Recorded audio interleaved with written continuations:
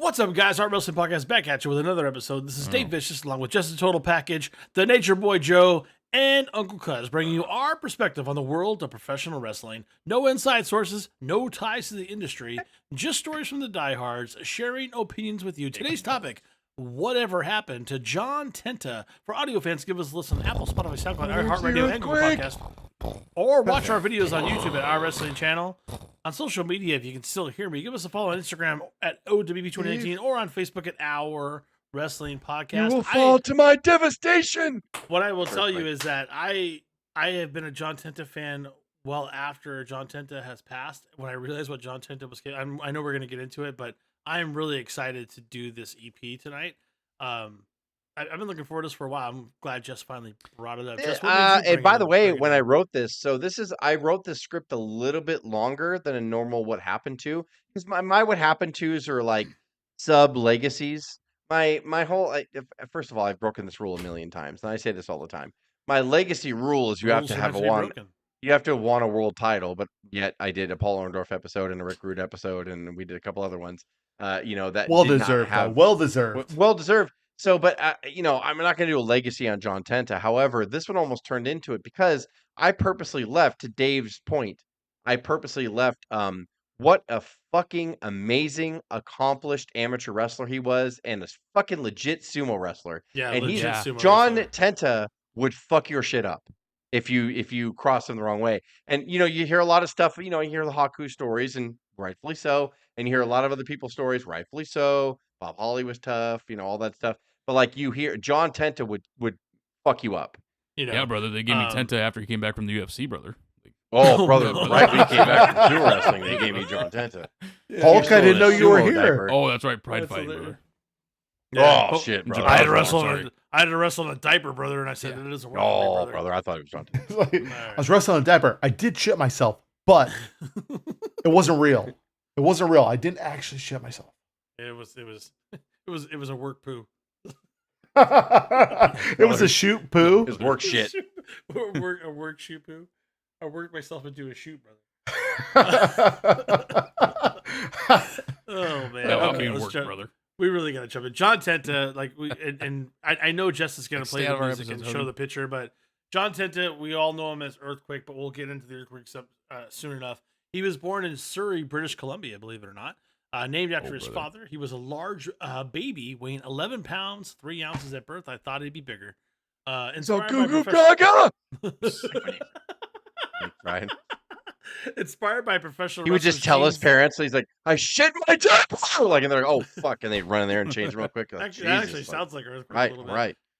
Inspired by professional wrestler Gene Kinitsky and Don Leo Jonathan, Tenta decided to pursue wrestling at age 6. He learned freestyle wrestling at North Surrey Secondary, becoming a Canadian junior champion in 1981. Man, we're barely out of diapers at that point. Shortly after his 18th birthday, he finished sixth in the super heavyweight category at the World Junior Wrestling Championships in Vancouver. Tenta won an athletic scholarship to Louisiana State University, where he competed in NCAA level collegiate wrestling. He was a big boy. Like, he was a fucking legit collegiate wrestler. That's fucking insane. It's awesome. Don't make me mad. At LSU, he was nicknamed Big John Tenta, lettering on the Tiger varsity team and participating on the football team there as well. Tenta subsequently walked on to the LSU football team, where he participated as a defensive tackle in a few junior varsity contests.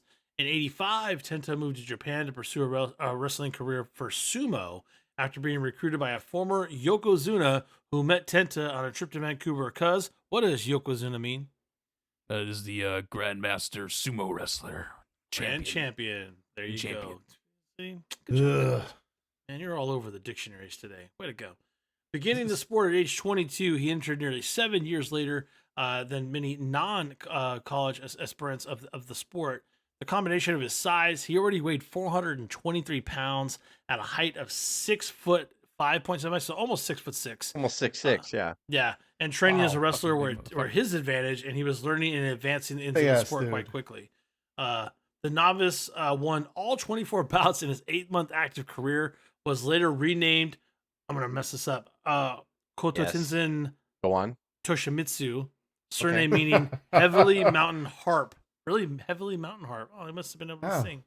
Like That's Japanese that's are so they're so poetic and nice. Like all of their nicknames mean something or whatever. And it's like he's Konsene Samasu, and then like, what does that mean? Heavenly Mountain Harp. I was like, oh, that's so that's sweet. awesome. Oh, Wow. that actually sounds beautiful. Not American fat language, piece of we just shit- will not fat nickname piece him of like shit. It's The big guy. beautiful mountain harp. yeah, right. Yeah. The mean American, guy. we're so late. The bad guy. And American, we're just like Big John Tenta. Like we're so fucking creative here. Yeah. Big John, good boy, motherfucker. Like we're like, okay, boy. like It's like that's a it's little like better, it's I like guess. Vader. It's like Vader's thing. He's like I'm just a big fat piece of shit. Yeah, I'm just a a big fat that's piece what of big shit. fat Vader Like, shit no, came there. I'm a big beautiful fat piece of mountain. shit. Wow. But in Japan, it's like heavenly mountain, winds blowing through the field. And we're like, oh, that's so nice. But in America, it's like big cocksuck. Anyway, go on. Like it's just fucking ridiculous. Like The novelty of being a rare Westerner Rikishi in the mid 1980s and the third ever Caucasian garnered him even more coverage, and he earned the additional nickname of the Canadian Comet. That's also pretty awesome. That is actually pretty badass. The Canadian Comet. Well, we should have named still it that better here. than any American. Yeah, It's better than Earthquake. Yeah. Come on. Despite doing well as a newcomer, he soon quit the sport due to the difficulty of the sumo lifestyle and the toll of the hard ring surface was taking on his body. Way harder than a wrestling ring, by the way. And I cut out a little quote here too. He did an interview about his sumo days or whatever, and he said like, "I've played football, I've played all these other sports. Sumo is the worst on your body, like because Really? you're You know that some of the articles indicate that perhaps the Japanese thought you might be a little soft for giving up and quitting the sport at this time. Well, some people criticized me, but a lot of the Japanese press was also on my side. The system isn't run, I don't feel is run very well. A lot of other people feel it's not run well. What was the good side of sumo? I mean, was there any good side of this sport for you? Well, I don't regret going. I had a good time. I've become well known in Japan. I enjoyed myself. And now it's opened doors for other opportunities. Well, what will you be doing? What does a retired sumo wrestler do? Well, this one plans on going into professional wrestling back in Japan. No. Interesting. I would have thought. Oh, I would have thought that. Yeah. It kind of makes sense when you think about 400 pounds on 400 pounds. I keep thinking of the Big E reference. Just slapping beats. I also always cut think- this out so I could be smarter sounding than you guys. So remember the I'm really smart, just so you know. the advantage I Really have smart. to that I write these episodes. So remember he had the tiger tattoo on his arm. Yes. Oh yeah. So that was frowned upon in Japan. So if you go back and look at any photos of him, which I'll post one now, he It's had covered. an ace bandage covering that tattoo. So he had that tiger tattoo from a young age. And not a baby, he's all goo gaga, and he has a little tiger. But he got it like in his when he was 6 years 18, old. 19, somewhere around then. So when he went to Japan, they made him cover that up. And if he graduated and went to the professional like Grand Sumo hall, they would have made him take it off via skin graft because only gangsters and mobsters in Japan wore animals as tattoos on them. So they made him cover it up because they're tattoos, like yeah. that symbolizes gangster behavior and it's not what we want. You're part of the Yakuza. Yeah, so when you're a part of like the Japanese, it's clean and they don't want any kind of markings on your body and all that stuff. So they wanted that, and animals on your body represented Japanese mobsters and gangsters. So they didn't want that. So he had to cover it up. And if he ever did, not get out, Dave said that he got out here, but if he ever wanted to be an actual pro sumo wrestler and fucking retire and do his whole career there, he had to skin graft it off his body. Damn. They would have made him do that. Yeah. Well, there you go. After joining All Japan Pro Wrestling in 1987, he signed with the WWF in 1989. Not the actor from Bloodsport. Oh, the greatest but, wrestlers wrestle in Japan. Go to Japan. And then they Get go a to like WWF. Chris throw for that one. And then they go to WWE and do some shit. Yep. Not the actor from Bloodsport, but John Tenta we're still talking about. In his first match after signing on a dark match in September of 89, he portrayed, again, not the actor, but Tenta portrayed a lumberjack character named Earthquake Evans that was billed as being from the northern Yukon territory, which was probably kind of true. He was managed by Slick, and he defeated Paul Roma. That's kind of cool. That's on YouTube somewhere if you find it. Accompanied by his manager, the Doctor of Style, Slick, weighing in at 420 pounds and hailing from the northern Yukon territory, here is Earthquake Evans!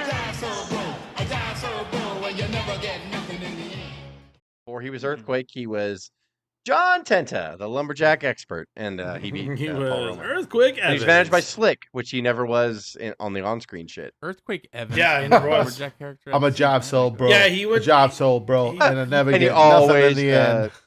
Northern Yukon to your friends. I mean, I'm sure we're gonna Yeah, get into it, but he transferred to Jimmy Hart, right? Like Jimmy Hart ended up managing him later, I thought. Yeah, you'll read it right now. Yeah. Yeah. So when he made his WWF television, not Jimmy Hart, but Tenta, on the November 11th of '89 edition of WWF Superstars of Wrestling, he was planted in the audience as a normal spectator at the taping held in Wheeling, West Virginia. During an in-ring interview with Gene Okerlund, Dino Bravo challenged the Ultimate Warrior to a strength competition. In order to demonstrate, Bravo and manager Jimmy Hart suggested they pick a random audience member to come into the ring and sit on the backs of Bravo and the Ultimate Warrior as they did push-ups to see who could do the most. The Warrior, of course, agreed because, he doesn't think things through. I agree. Nothing could go The wrong heavens here, have opened, Warriors. and I have agreed got to the the strength of a warrior. Sounds Pushing normal. him My up. Warriors were carrying Oh, me, it's brothers. fine. Ah, shit, bro. Ah. Dumb shit. Tenta Dumb came baby Still into not face. the gonna show ring, up to SummerSlam. and that's when Tenta came down as John from West Virginia and proceeded to sit on Bravo's back as he did a set of push-ups.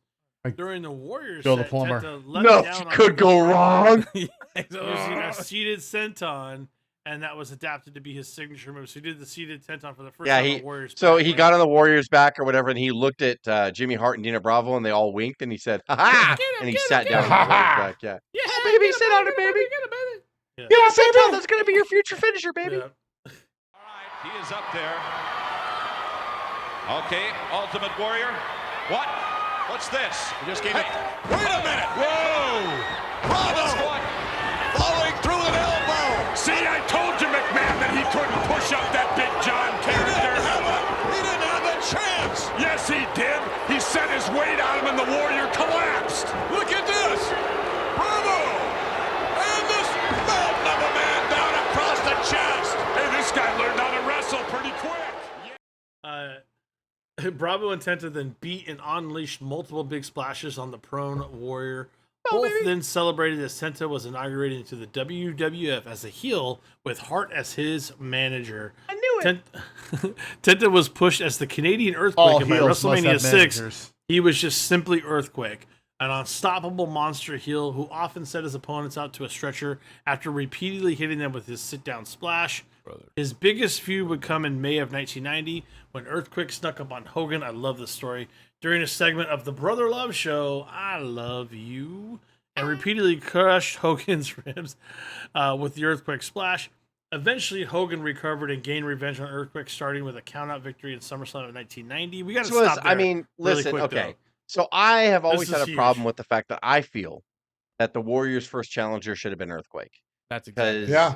I feel that if you want to really put stock behind your champion and all that stuff, like he should get that. And unfortunately, they fed him to Hogan, and it was That like doesn't work for me, brother. like, I think you should yeah, feed it it, to me. it really sucked. And by the way, he sat on the kinda Warrior's back, screwed- and the they, Warrior they never kind of got. screwed Warrior. But yeah, Yeah. he sat on. We just talked about how he debuted, and he sat on the Warrior's Yeah. back. That should be the revenge right there. That should have But been. instead, they saved him for Hogan. Brother, politics, brother. They Well, wanted yeah, Tomato, they to- tomato, wanted to- Jack. I don't know. Potato, Jess potato. has Yeah, made a potato, compelling potato, argument. brother. John All the Tenta same, met brother. me in a No. bar once. And he Listen, said, I have my issues "Fuck with the you, Ultimate Warrior, Hogan." and I was a total Hogan fan. But However, we you did made a really we did good a missed argument on this. opportunities Warriors title run, and I Was said, you know they- what? they They crapped fucked it on up from it. the start. Like they fucked it up. You don't. Your world champion should get your fresh baby or your fresh heel, not fucking yeah. Hulk Hogan, like who you Yeah. just beat for the title. Like Hogan could have fought anybody, and it would have been Hulk Hogan, and it would have worked. But you fed the Warrior a nice fresh Earthquake challenger. Ooh, like That that's would've been awesome. intriguing. And by like, the way, I especially I feel because like, I feel like we should talk about this just a little bit. Wasn't this where y'all rode into Hogan and made sure he got better? And yes, we got wristbands and shit. yeah, it was a So big I'm not deal. saying that the campaign didn't do its job and it wasn't, But everybody rememers you should've been Hogan. riding into Warrior, not I to just Hogan, do what I was right? told, brother. I remember That's the all. retirement video they played. Ultimately, it just shows that they didn't trust Warrior. They didn't trust him. And if you look at if you listen to some of Bruce's podcasts and you look at some of the like the stats on it, is that when Hogan went away and Warrior was like top of the card on like house shows, they were down like 30-40%. Because they didn't introduce Earthquake. Like, Yeah, in other words, exactly. like Warrior, the mainly part of Warrior's house shows when he went out, and I know we're going way off the base here, but the main Warrior was just teaming with the Legion of Doom to face True. Demolition in the 6-man tags. It That's was not what you should be doing with your World Heavyweight Champion. And I get Agreed. the Road Warrior should be draw, the Warrior should draw, but draws are based off who you give them, like, and what storylines you do. So if you had a unique feud, by the way, someone that Hogan hadn't slammed and beaten already, like, you gotta let the Warrior achieve that, right? Like, Hogan would 'cause slam he was Andre and wrestling. Bundy. He was wrestling Andre everywhere, Yeah. but Andre was already defeated. You know. So yeah, and Yeah. Hogan would slam Bundy and the one-man 30-second gang and all that matches. stuff everywhere. So give the Warrior a big guy that normally you would feed to Hogan when Hogan was champion, like, and let the Warrior slam him first. Let the Warrior beat it's a him little first. selfish. A little Fair selfish. enough. And Fair enough. you're making me defend the Warrior, and I hate that. But Ah, I'm it's just the being best honest. We already I, we went down. This I road. also hate Brother, defending talk the more Warrior, about but me in this episode, this not him. instance, So you're I trying to gotta give figure it to out you're trying to figure out the path of the Ultimate Warrior after you have him beat Hulk Hogan at The WrestleMania biggest 6. name. After you have him beat the biggest name in wrestling history, WrestleMania 6. You should probably figure that out before. You should probably know what you're gonna do with the Warrior before, like that. Yeah. Like Ah, before you guess I have really didn't before think you about booked it. Is Warrior gonna beat Hogan? Yes. Okay. Who's gonna be his opponent? Instead, they're like, all right, he beat Hulk. That's cool. Who's gonna be his opponent? I don't know. Rude. Well, Rude was already his opponent before. We'll just do it again. Oh, great. Like, and then he doesn't get over. Wait a minute. At and that then on point, top people of are it, not like, interested. when's Hogan come back? Hogan come back at WrestleMania or at SummerSlam? Oh, well, fuck. Well, maybe we'll just give him the brand new heel. We'll just work that in. Like, let's get. Yeah, we'll do this. What heel are you talking about? Oh, the one that sat on Warrior's back and the Warrior should get the revenge on? No. Fuck that. We're gonna make him a Hogan. Oh, okay. It's fucking ridiculous. Brother, I just do what I'm told, brother. Anyway.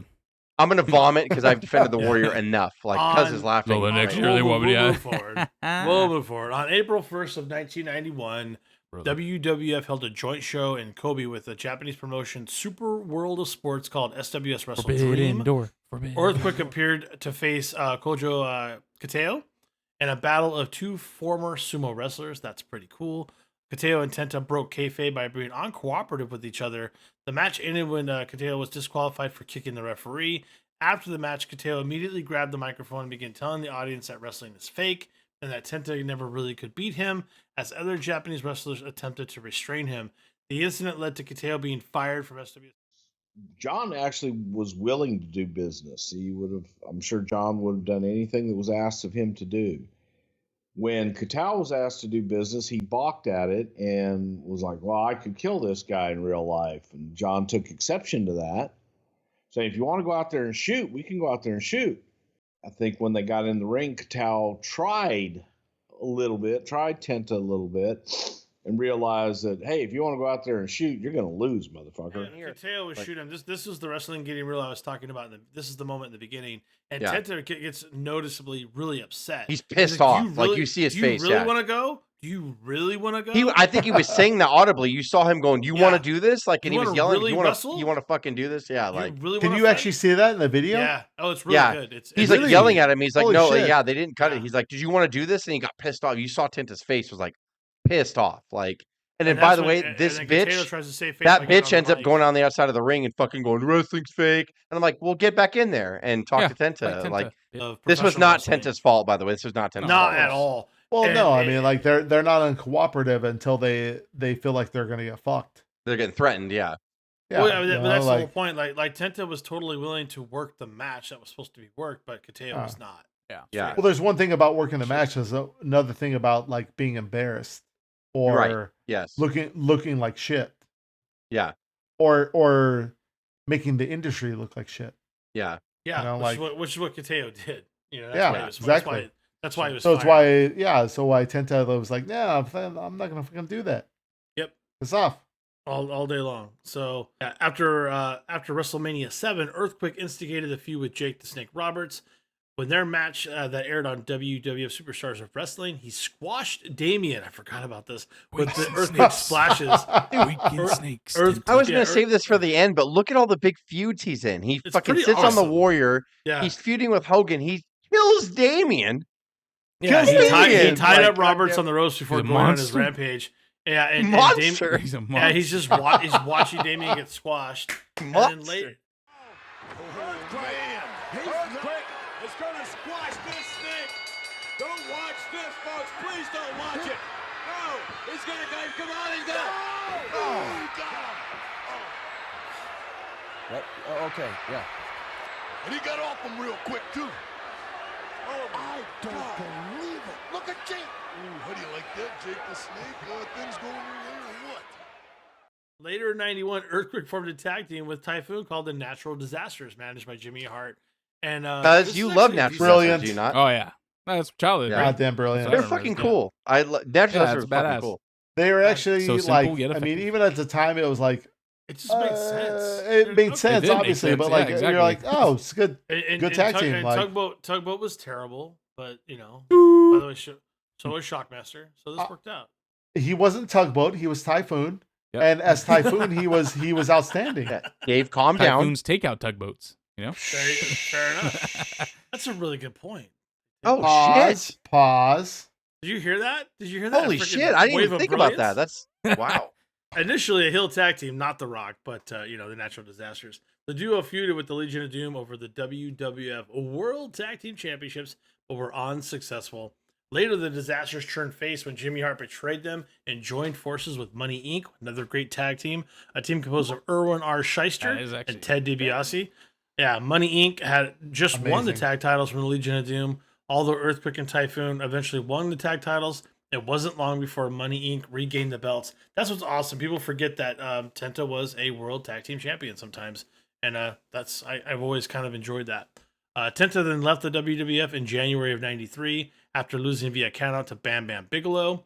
He returned in January of '94 when he assisted Bret Hart in a match with Shawn Michaels by countering Diesel's interference there. I didn't even know that. I don't even remember that. He didn't engage in. I mean, I remember him back at that time. Just so random to have. Oh, we do remember this. So hey, and he goes in there and says Yokozuna, Bret Hart. Like, what? Which, by the way, the WWE Yokozuna did not know how to sumo wrestle at all. And that's kind of when the early days of Tenta sumo training were also revealed. Yeah, I just remember when he came back in '94. I remember that he challenged Yokozuna to a sumo wrestler match because, like, I used to wrestle like in sumo or whatever, so I remember that match like on Raw. He fought Yokozuna in a sumo match. Earthquake was scheduled to face Owen Hart in a King of the Ring qualifying match. However, footage of Yokozuna hitting a bonsai drop at a house show was televised before that qualifying match to explain his absence, in which Doink the Clown was a replacement. Tenta disappeared from WWF again thereafter and returned to Japan for war. Personal financial difficulties led Tenta to contact the World Championship Wrestling. Hulk Hogan, a longtime friend, because he put me over, brother, lobbied to have Tenta come in. And so Tenta left the WWF to join WCW. Yeah, come on over. Tenta was introduced as Avalanche and would feud with Sting and Randy Savage in '95. Classic WCW. They just can't get away from it. He would be renamed the Shark later in the year and be part of Kevin Sullivan's Dungeon of Doom faction, the greatest wrestling faction of all time. It says, read it, Dave. I forgot that. Like, God damn it. Like, the worst. I wrote we gotta pause right there. Yeah, that was like pause. So random. That's so fucking embarrassing. Yeah. Like, how embarrassing is that? Like, I mean, like, am I the only one that thinks that? Like, no, it is embarrassing, but I think at that point, like, if you're in financial trouble, at that point, I mean, it's just flat out like, how much you gonna pay me? That's gotta suck, right? Once you're fed to Hogan, where do you go? I mean, where do you go from there? You know, you go to the next company that Hogan's at and get fed to him again. Yeah, well, you really fed to him again, but like recycle, reuse, brother. Reuse. It's fine, Jack. Reduce, do it again. Recycle. He, not Hogan, but Tenta left the Dungeon of Doom in '96 and wrestled under his real name after delivering a promo about the many other names and gimmicks he'd been forced into in the past. That was the same. He cut the same promo that Joe just cut right now. He's like, "What the fuck is happening?" Yeah. Why? He's like, I'm not the shark. I'm not a fish. Why? I'm not an avalanche. I am a sumo championship What's wrestler. funny is he can never say that I'm not Earthquake because then they would have sued him. Well, Shark, I got to tell you this. You take a look at what Big Bubba did to you. Hold on a second. What? I'm not the shark. I'm not a fish. I'm not an avalanche. I'm a man. John Tenta. A 500-pound man. I'm going to hurt the man that did this to me. And then I'm going to shave the head of the giant and he'll feel the embarrassment I felt. Yeah. Tenta left WCW and resurfaced in the WWF on the May 25th, 1998 episode of Raw is War under the name Golga. There you go. Oh my gosh. Struck He gold wrestled again. under a mask Oh, as I one of the fucking oddities. forgot about that. Holy Dude, shit, the fucking that's oddities It was were awesome. over. Dude. The oddities were over. I don't Yeah, care they what were. anyone says. Oddities If you go were back and over watch as any fuck, entrance dude, for the like- oddities, it's Dude, People that love them. crowd goes Like, insane love them. every I- I don't know time. if the don't oddities were over, but like definitely like Insane Clown Posse was over. Yeah. Oh yeah, dude, they were like they were I part of mean, them there. Yeah, That was the entrance music. Like, yeah. Yeah. I mean, that's another example of like entrance music and fucking That's entrance. an underrated song, actually. I do like that song. Oh my Yeah, god, it exactly. is. You know, Dude, just being. they did cool stuff for WCW in St. Cloud Posse too. Yeah. Yeah. I Take think It, we have that in if one that of the Heroes song, in Take one It. of the don't we have that in one of the archives of us as factions? I think it was our Forgotten Faction to oddities. Yeah, Yeah, it's in there. Mhm. Yeah. Yeah, go back and check it out. they Go were check huge, that out, fans. bitches. The gimmick was given to Tenta because he had actually lost a considerable amount of weight. So much that the WWF thought they wouldn't be believable for Tenta to reprise the Earthquake gimmick with the weight loss that he had, Worked out. you know, There you go. taken care of. He would still leave WWF in 1999. He returned to All Japan Pro Wrestling in November of 2002. All the greatest wrestlers returned to So- Japan Pro Wrestling after they did. Where he All finished the up, greatest wrestlers and go he- back and but- forth between Japan and WWF. But he ended his career in 03. Tenta retired in 04 after it was revealed that he had developed bladder cancer. Was given a 20% chance to live, assuming he continued with his chemotherapy treatments. During his November 18, 2005 interview on WrestleCrap Radio, Tenta announced that the recent radiation dosage did not go as planned and had no effect on the tumor. He also announced that multiple tumors had spread to his lungs. And unfortunately, he did live on for 2 more years, but on June 7th of 2006, Tenta died of bladder cancer at the age of 42. It's incredibly young. Ugh, That's Really Almost is, all of it. man. Almost all of us Bad are way to older than go. that now. Yeah, it's really painful. Really painful way to 42? go. Yeah, Fuck 42. off. Yeah, Yeah, it's fucking young. yeah, and it's kind of rough because he had lost so much weight. I think he was trying to get to a position where he was being better with his body, and it always seems. It like makes it's me too want to late go sometimes. like start an anorexia diet immediately and like. I don't know. I it was mean, like I bladder- know this sounds silly or whatever, but like it makes me if you Makes me want to be healthy. well, yeah, Like- that, but not even that. Like, I don't know if they tell the story ever. I haven't read it anywhere, but like, if you have any pain or difference in the color of your urine or whatever, go to the goddamn doctor. Oh, yeah, Like, you know what I for mean? sure. It's like, I get it, and even if you don't have medical insurance, man, figure it out. Like, because Yeah. there's so many signs Numerous. sometimes, like when your body's trying to tell you, and then you don't diagnose Yep. it for years later, and then you're done, like because it's already spread or whatever. And I'm not suggesting that John Tenta, John Cena. Dun, I'm dun, dun, not suggesting that Roll John off. Tenta Dun, got the dun, diagnosis dun. from his doctor and didn't listen to it. I'm just saying, like, He might it's have. just He might have been he laying on had getting bladder checked out. cancer. Maybe he had symptoms before and he had no idea. And he's like, "Oh, my urine's really dark. Maybe I ate something bad or whatever." And it's like you hear all these stories about people who like had They- signs and they Doctor, didn't. Yeah, every you time ignore it. I You got a pee, show I to pee hit blood. tomorrow. Like, is that problematic? Oh, it'll be fine. I just hit the mat too hard. I got 3 shows in 2 days. I can't miss them. Right, and they That's what can't. it Yeah, is. or I Yeah, got to and wrestle. they can't you miss know? them. Yeah, Yeah. You can't miss them. a little pain. you can't. I'm a little heavy. I think I pulled my hammy, or you know what I mean. It's like you don't know, and like and I'm not suggesting that that's what Tenta experienced, but just get yourself checked. Like it's 42 years old. It's ridiculous. Like it's crazy. That would never happen with the physicals they do today. They would be Oh, like, yeah. "Yep, They take you're care of gonna them go now. to the doctor." That's 42 years old. And I'm 46. yeah, exactly. So- It's crazy to think about. It's unreal. Yeah. What's even crazier is I don't believe he's a Hall of Famer. Am I wrong on that? He is not. I don't No, believe he I is. don't think he is. I think that's not shameful, but I think it's due. It's I If think you look for at other sure people that have he's a been put in the Hall of Fame, why not? And Yeah. I don't mean that in a Not- bad way at all. I mean like he should be in the Hall of Fame. But if you look at his There's certain journey people work, it's that pretty like good. I mean, everyone throws out like Coco Beware and Nikolai Volkov and whatever, and like They're legitimately, big parts. those guys. Yeah. Well, but like they're like a lot of people look at like Coco and Nikolai and like those guys as like, oh, they never won a Coco, world brother. title, they didn't do this. What they were a part of was the biggest boom in wrestling history. Yeah. And like you have to like, And Tenta was part of the late 80s, early 90s, which was the end of it, but he was still part of a big, yeah.